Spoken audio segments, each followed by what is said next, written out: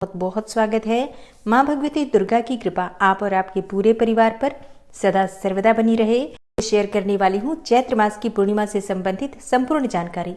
चैत्र मास की पूर्णिमा तिथि कब प्रारंभ हो रही है, कब समाप्त हो रही है, व्रत आपको किस दिन धारण करना है, सत्यनारायण भगवान की कथा आपको किस दिन करनी है, चंद्रमा को अर्घ्य देने का सही समय क्या है, सही विधि क्या है और किन मंत्रों के द्वारा भगवान चंद्रदेव को अर्घ्य देना चाहिए, आज के दिन किन किन देवी देवताओं की आपको आराधना करनी चाहिए और किस प्रकार से भगवान श्री हरि विष्णु के साथ माँ लक्ष्मी की आपको आराधना करनी है।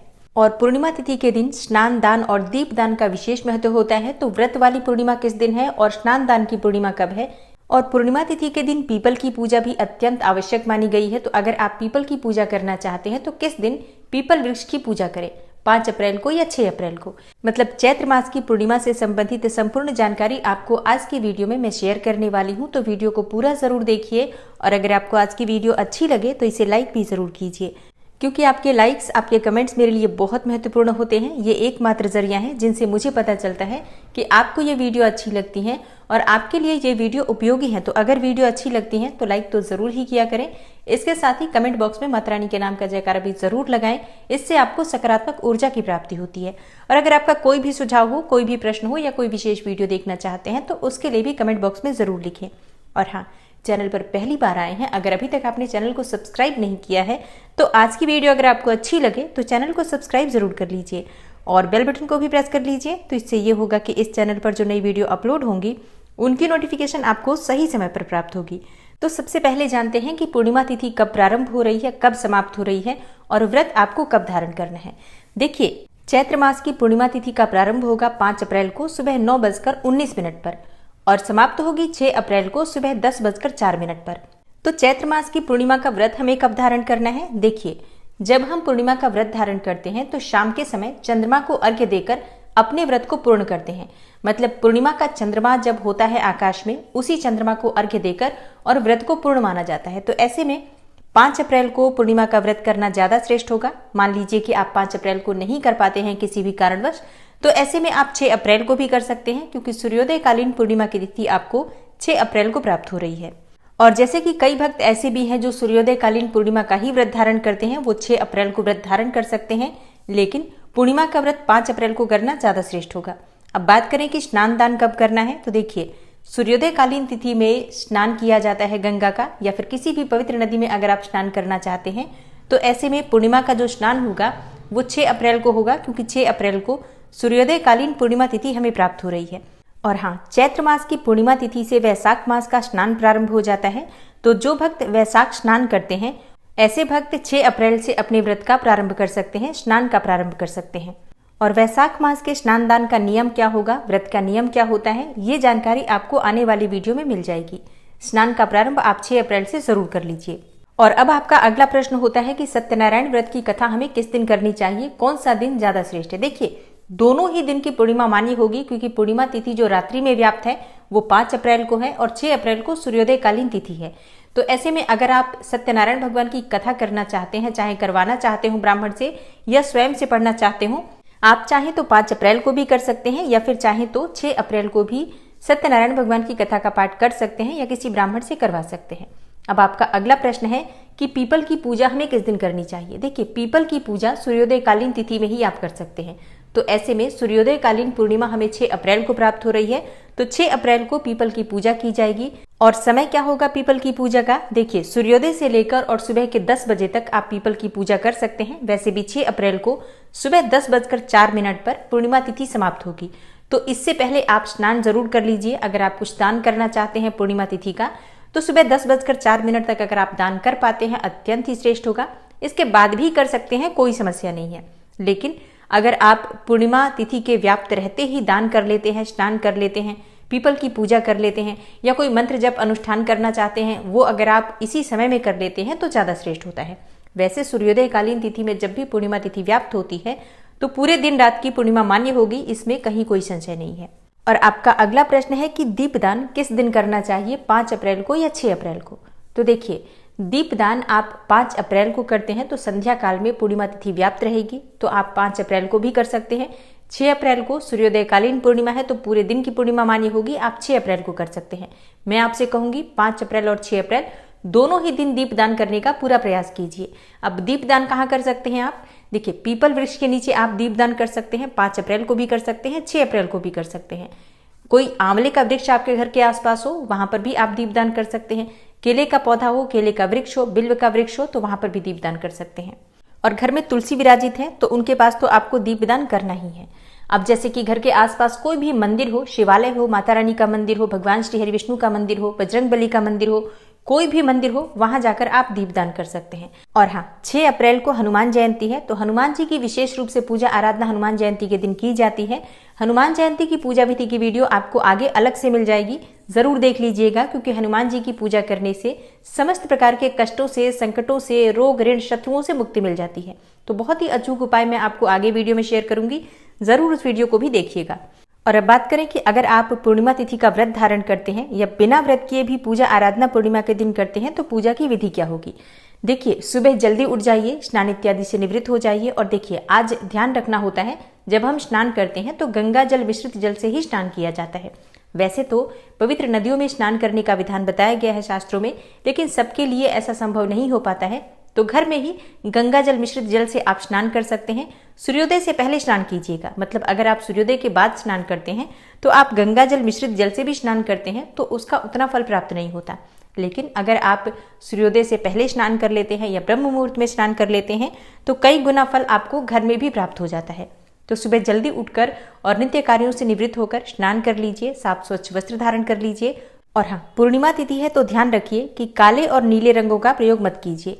तो कोई भी शुभ रंग के वस्त्र धारण करके सबसे पहले भगवान सूर्यदेव को जल अर्पित कीजिए। तांबे के पात्र में जल भरकर उसमें रोली डालकर, और अगर आपके पास उपलब्ध हो तो लाल पुष्प डालकर भगवान सूर्यदेव को ओम गृहिणी सूर्याय नमः इस मंत्र का जप करते हुए अर्घ्य दीजिए। 3 बार परिक्रमा कर लीजिए और इसके बाद अपने घर के मंदिर में सभी देवी देवताओं की विधि विधान से पूजा कर लीजिए। अब जैसे कि आज आप अगर पूर्णिमा का व्रत धारण कर रहे हैं तो व्रत का संकल्प ले लीजिए। और हाँ, एक और चीज बता दूं, जो भक्त पूर्णिमा तिथि का व्रत धारण करना चाहते हैं, मतलब प्रारंभ करना चाहते हैं पूर्णिमा के व्रत का, वो इसी दिन से व्रत का प्रारंभ कर सकते हैं। चैत्र मास की पूर्णिमा व्रत का प्रारंभ करने के लिए बहुत महत्वपूर्ण मानी जाती है, तो इस दिन से आप व्रत की शुरुआत कर सकते हैं। और किसी भी मनोकामना के लिए पूर्णिमा का व्रत किया जा सकता है। आपके मन की कोई भी इच्छा हो, पूर्णिमा का व्रत धारण करने से निश्चित ही पूर्ण होती है, क्योंकि पूर्णिमा का अर्थ ही होता है मन की समस्त कामनाओं को पूर्ण करने वाली तिथि। तो इस व्रत को धारण करने से आपके मन की कोई भी इच्छा हो, निश्चित ही वो पूर्ण होती है। तो अगर आप शुरू करना चाहते हैं, आज से शुरू कर सकते हैं। और अब बात करें पूर्णिमा की पूजा विधि के बारे में, तो देखिए, जब आप व्रत का संकल्प ले लेते हैं उसके बाद आपकी पूजा प्रारंभ हो जाती है, आपका व्रत प्रारंभ हो जाता है। तो विधि विधान से श्री लक्ष्मी नारायण की आज के दिन पूजा की जाती है। जैसे कि अगर आपके पास भगवान श्री हरि विष्णु का विग्रह है, माँ लक्ष्मी का विग्रह है, तो आप उनका अभिषेक कर लीजिए। पीले वस्त्र भगवान श्री हरि विष्णु को अर्पित कीजिए, माँ लक्ष्मी को लाल वस्त्र अर्पित कीजिए। पीले पुष्पों से भगवान श्री हरि विष्णु की पूजा की जाती है और लाल पुष्प माँ लक्ष्मी को अर्पित किए जाते हैं, अगर आपके पास उपलब्ध हो तो। ना हो तो जो भी पुष्प आपके पास उपलब्ध हो उसी से लक्ष्मी नारायण की पूजा कर लीजिए। धूप, दीप, नैवेद्य, अक्षत पुष्प जो भी आपके पास उपलब्ध हो, सभी सामग्री एक एक करके श्री हरि विष्णु और माँ लक्ष्मी को अर्पित कीजिए। आज के दिन भोग क्या लगा सकते हैं? देखिए, जो भी भोग आपके पास उपलब्ध हो, आप चाहें तो फलों का भोग लगा सकते हैं, चाहे तो सफेद मिठाई का भोग लगा सकते हैं, या फिर आप चाहें तो खीर बना सकते हैं। और हाँ, जैसे कि सत्यनारायण भगवान की कथा होती है तो इसमें पंजीरी का भोग लगता है, मतलब आटे को घी में भूनकर और चीनी मिलाकर इसे भगवान श्री हरि विष्णु और माँ लक्ष्मी यानी कि श्री लक्ष्मी नारायण या फिर सत्यनारायण भगवान को अर्पित किया जाता है। तो अगर आप पंजीरी बना पाते हैं, पंजीरी अर्पित कर सकते हैं। केले का भोग आज जरूर लगाना चाहिए। इसके साथ ही माँ लक्ष्मी को प्रिय है अनार का फल, तो अगर आपके पास उपलब्ध हो तो अनार का फल भी माँ लक्ष्मी को अर्पित कर सकते हैं। मतलब अपनी शक्ति सामर्थ्य के अनुसार किसी भी वस्तु का भोग माँ को अर्पित करें, श्री हरि विष्णु और माँ लक्ष्मी को अर्पित करें। सत्यनारायण भगवान का ध्यान करते हुए सत्यनारायण भगवान की कथा का पाठ आप कर सकते हैं। अब जैसे कि बहुत से भक्तों के प्रश्न आते हैं कि हम सुबह कथा का पाठ करें या शाम को करें। देखिए, जो भी समय आपके पास उपलब्ध हो, मतलब जितना समय आपके पास उपलब्ध हो उसी के अनुसार आप निश्चय कीजिए कि आप शाम को पाठ कर सकते हैं या सुबह कर सकते हैं। दोनों समय किया जा सकता है, कोई संशय नहीं है। और सुबह की पूजा पूरी करने के बाद आप कपूर से भगवान श्री हरि विष्णु और माँ लक्ष्मी की, सत्यनारायण भगवान की आरती कर लीजिए। उसके बाद क्षमा प्रार्थना कर लीजिए। अब आपकी पूजा पूर्ण हो जाती है। अगर आप व्रत करते हैं तो दिन में आप फलाहार कर सकते हैं और शाम के समय चंद्रमा को अर्घ्य दे सकते हैं। तो शाम के समय चंद्रमा को अर्घ्य देने से पहले स्नान करना आवश्यक है, शुद्धता अत्यंत आवश्यक है। तो शाम को सूर्यास्त से पहले ही आपको स्नान कर लेना है। अपने घर में धूप दीप प्रज्वलित कर लीजिए और फिर जब चंद्रमा उदित होते हैं तो उन्हें देखकर उनके दर्शन करके अर्घ्य देना चाहिए। अब मान लीजिए कि आपके घर से चंद्रमा दिखाई नहीं देते हैं, तब क्या करें? तब ऐसे में एक पात्र में चंद्रमा की आकृति बना लीजिए या चंद्रमा का मंत्र लिख लीजिए और उसी पात्र में आप अर्घ्य दे सकते हैं। और पूजा पूर्ण करने के बाद, अर्घ्य देने के बाद इस जल को आप किसी भी गमले में डाल सकते हैं। और चंद्रमा को अर्घ्य देने के लिए सामग्री क्या चाहिए आपको? देखिए, आप एक पात्र ले लीजिए। पात्र आप चाहें तो चांदी का ले सकते हैं, नहीं तो पीतल का ले सकते हैं, स्टील का भी ले सकते हैं। अगर आपके पास पीतल या चांदी उपलब्ध ना हो तो तांबा मत लीजिएगा, क्योंकि हमें दूध का प्रयोग करना है चंद्रमा को अर्घ्य देने के लिए। तो पात्र में आपको थोड़ा सा गंगा जल लेना है, फिर कच्चा दूध लेना है। आप चाहें तो इस पात्र को जल से भर सकते हैं या फिर सिर्फ दूध से भी चंद्रमा को अर्घ्य दे सकते हैं। और उस अर्घ्य के पात्र में आपको थोड़ा सा अक्षत डालना है, थोड़ी सी मिश्री डाल दीजिए और इसमें एक सफेद पुष्प या लाल पुष्प जो भी आपके पास उपलब्ध हो इसी पात्र में डालकर और चंद्रमा को अर्घ्य दे दीजिए। चंद्रमा को धूप दीप अवश्य अर्पित करना चाहिए, मतलब धूप दीप दिखा दीजिए। अगर आपने खीर बनाया है प्रसाद में तो खीर भी भगवान चंद्रदेव का मन में ध्यान करते हुए भोग स्वरूप उन्हें अर्पित कीजिए। और अर्घ्य देने के बाद जिस स्थान पर आप खड़े हैं उसी स्थान पर क्लॉकवाइज 1 बार या 3 बार परिक्रमा कर लीजिए। और चंद्रमा को अर्घ्य देने का मंत्र है ओम सोम सोमाय नमः या ओम चंद्रमसे नमः। इन दोनों में से किसी भी मंत्र के द्वारा आप चंद्रमा को अर्घ्य दे सकते हैं। चंद्रमा को अर्घ्य देने के बाद आपका व्रत पूर्ण हो जाता है। इसके बाद आप चाहें तो व्रत खोल सकते हैं, लेकिन मीठा अन्न खाकर। मतलब आज के दिन नमक का सेवन नहीं करना चाहिए। जो भी आप भोग बनाते हैं भगवान के लिए, चाहे खीर का या पंजीरी का, जो भी आपने भोग लगाया है, या अलग से भी आप भोजन करना चाहते हैं तो मीठा भोजन लेकर ही आज व्रत खोलना चाहिए। बहुत से भक्त हैं जो फलाहार के द्वारा भी ये व्रत करते हैं, तो आवश्यक नहीं है कि आप अन्न का सेवन करें। आप चाहे तो सिर्फ फलाहार से भी व्रत खोल सकते हैं। अगले दिन स्नान इत्यादि करने के बाद शुद्ध और सात्विक भोजन कर सकते हैं। ये पूरी तरह से आपकी अपनी इच्छा पर निर्भर करता है। और जो भक्त पूर्णिमा का व्रत नहीं कर पाते हैं किसी भी कारणवश, उन्हें भी आज के दिन चंद्रमा को अर्घ्य जरूर देना है। चंद्रमा को अर्घ्य देने के लिए शाम के समय आप स्नान कर लीजिएगा और उसके बाद चंद्रमा को अर्घ्य दे सकते हैं। क्योंकि बहुत से भक्तों के प्रश्न आए हैं कि अगर हम दिन में लहसुन प्याज खा लेते हैं तो क्या हम शाम के समय चंद्रमा को अर्घ्य नहीं दे सकते? बिल्कुल दे सकते हैं। आप स्नान कर लीजिएगा फिर आप अर्घ्य दे सकते हैं। वैसे देखिए, पूर्णिमा तिथि के दिन लहसुन प्याज का सेवन नहीं करना चाहिए, तो पूरा प्रयास कीजिए कि घर में लहसुन प्याज ना बने।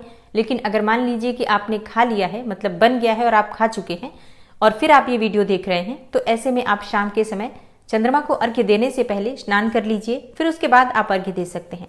और पूर्णिमा तिथि के दिन माँ लक्ष्मी की आराधना विशेष रूप से की जाती है, तो माँ लक्ष्मी के मंत्रों का जप आज रात्रि में आपको जरूर करना चाहिए। शाम के समय धूप दीप इत्यादि अर्पित करके माँ लक्ष्मी की विधि विधान से पूजा कर लीजिए।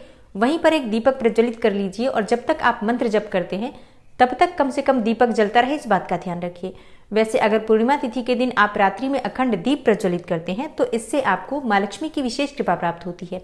और हाँ, आज के दिन विष्णु सहस्त्र नाम का पाठ आप कर सकते हैं, कनक धारा और श्री सूक्त का पाठ आप कर सकते हैं, माँ लक्ष्मी के किसी भी मंत्र का अधिक से अधिक संख्या में जप कर सकते हैं। ओम नमो भगवते वासुदेवाय नमः इस मंत्र का भी जप कर सकते हैं। और बिना व्रत किए आप ये सभी कार्य कर सकते हैं। बिना व्रत किए भी आप चाहें तो सत्यनारायण भगवान की कथा का पाठ स्वयं से कर सकते हैं। और अगर आप सत्यनारायण भगवान की कथा का पाठ नहीं कर पाते हैं किसी भी कारणवश, तो इस चैनल पर आपको हर पूर्णिमा पर सत्यनारायण भगवान की कथा मिलती है, वीडियो अपलोड होती है, तो जरूर आप सुन लीजिएगा। कल सुबह ही आपको सत्यनारायण भगवान की कथा की वीडियो मिल जाएगी। तो उम्मीद करती हूँ कि आज की वीडियो से आपको लाभ अवश्य होगा। पूर्णिमा से संबंधित अगर आपका कोई भी और प्रश्न हो तो कमेंट बॉक्स में जरूर लिख दीजिए। और हाँ, कल शाम की पूजा विशेष रूप से होती है, तो कल शाम के लिए वीडियो आपको कल सुबह मिल जाएगी, जरूर देख लीजिएगा। मिलती हूँ मैं आपसे अगली वीडियो में, तब तक के लिए नमस्कार।